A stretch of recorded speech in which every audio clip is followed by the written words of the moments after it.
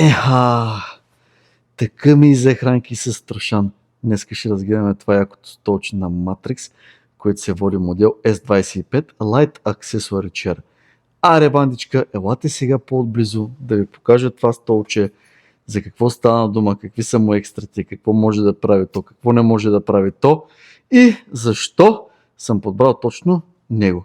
Хайде, наближи, приятел, ела по-близко. Нека да започнем от там, че това столче тежи само 4,8 кг, което е супер леко и удобно за нашите бързи риболови, ако не искаме да мъкнем платформи, но същевременно пък искаме удобството, където можем да се закачим разни прикачни по краката, можем да се нивелираме също така краката според зависи терена, било то на река или на язовира, а същевременно доста бързо да се сгъва, прибира и да не ни тежи. Хайде сега, нека да ви покажа и някои от основните му функции. Това е доста по-подобреният модел. Имаше предходен такъв, който аз използвах около 6 години.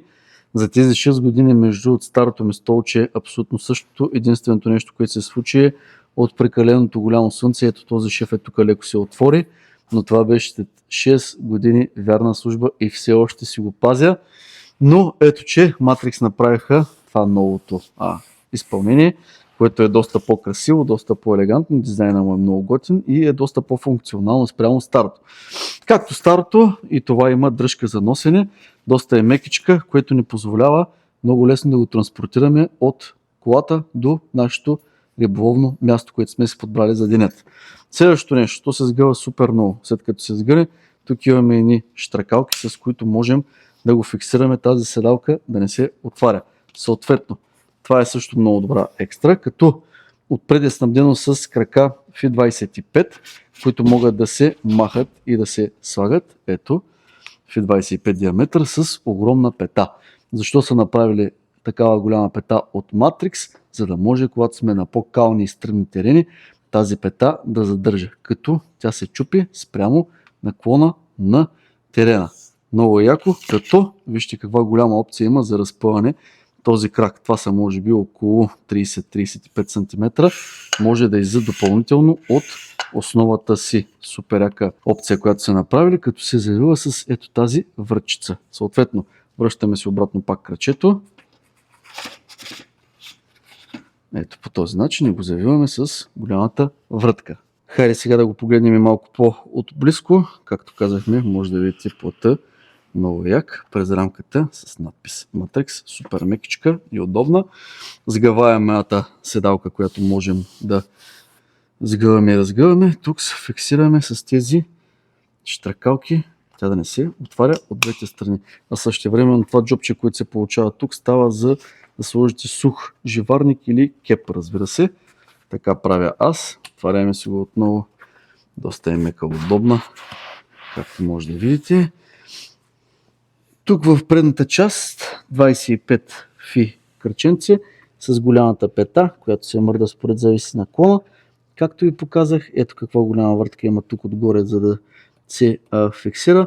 Рамката е доста здрава и надежна. Много е издръжлив стола. Тествали сме го с доста големи риболовци. Държи здраво. Също така забравих да кажа, че плътът е с UV защита срещу лъчите. Да, нека да погледнем тук отзад. Какво имаме?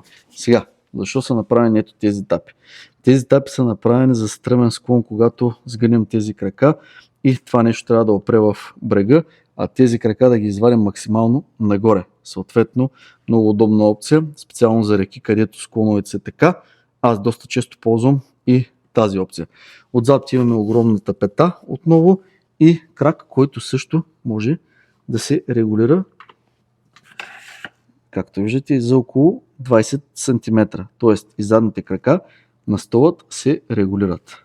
И чрез тази врътка можем да си ги фиксираме на положението, което желаем да бъдат. С ето тези бобчета, когато ги издърпаме, ние освобождаваме нашата контра и сгъваме и разгъваме тези крака.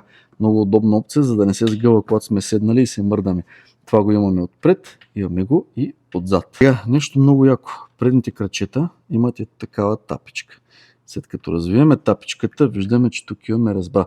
По принцип тук можем да сложим удължители като кръчета, но можем да поставим и някакви други такива тъкъми, като примерно ето този часовник на Matrix, който можем директно да навием в долу резбата. Ето, навиваме си часовничето. В случая това е един прост пример.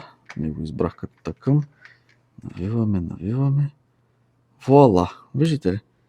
Влизат си вътре в резбата. Можем да си огласим вече както пожелаем. Спрямо това как ни е удобно на нас. И това е един от многото примери, за които можем да използваме тези резби, които са тук. Часовничето на Matrix. Този стол е перфектен избор, без значение дали вие сте начинаещ или напреднал риболовец. Предвид това, че може да му слагате прикачни по него, можете да го транспортирате бързо, лесно и удобно, защото е доста лек, комфортен и направен супер удобно, като всичко се сгъва. Плюс тази през рамка, която се измисли от Matrix, като тя е снабдена с щифтове, можем да откачаме, да не ни пречи цялата. Съответно, когато отидем на дадения водоем, случва се при нас като хоря по реките, си я махам доста често, защото е много кално и да не си я калям, я свалям и я прибирам в чантата. След риболова си я изваждам и отново си я поставям, за да мога да си нося на гърба този стол. Столът е перфектен за риболовите с плувка, също така и с метод фидер или кошничка и най-вече за хората, които ценят комфорта, удобството и бързината и не обичат да носят много тъкъми и много багажи. Това е едно перфектно решение от марката Matrix S25 Light Accessory Chair, новата версия, подобрената, за разлика от старата, като тук имаме едно джобче от задната част, в която можем да слагаме допълнително други неща и като го обърнем на гърба, те не падат.